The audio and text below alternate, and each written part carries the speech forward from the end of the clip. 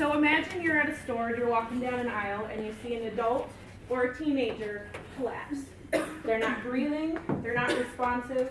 Do you know what you would do? Sir, are you okay?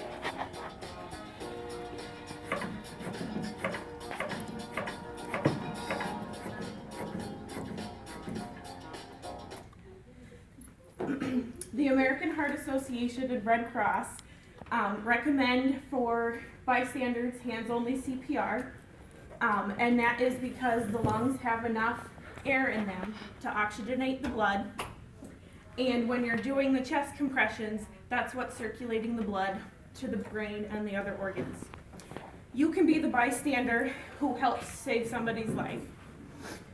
To start with hands-only CPR, you check to see if the scene is safe. You tap the person on the shoulder. You ask them, are you okay? You look for breathing by looking at the chest rise. If there isn't, either you or send somebody else to go call 911.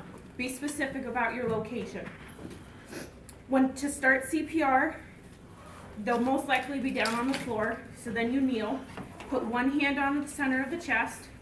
Put your other hand over that hand. You want to put your shoulders over your hands and keep your arms straight.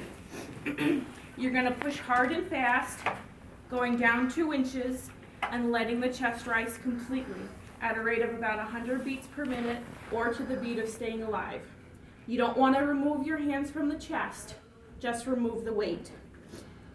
And you're going to keep going until the patient either begins to breathe, the scene is no longer safe, an AED arrives, you become exhausted, which then you would have somebody else come in and continue CPR, or EMTs arrive.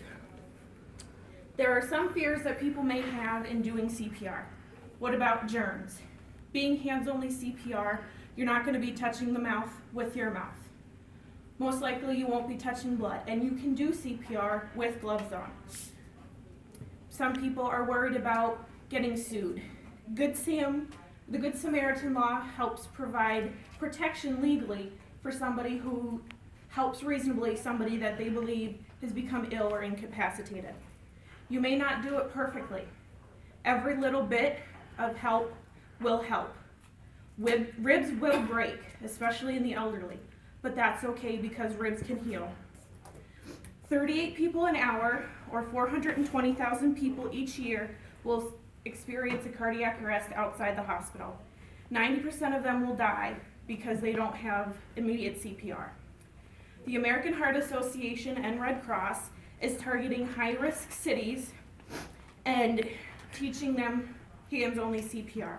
In the last 3 years, they have taught over 48,000 people.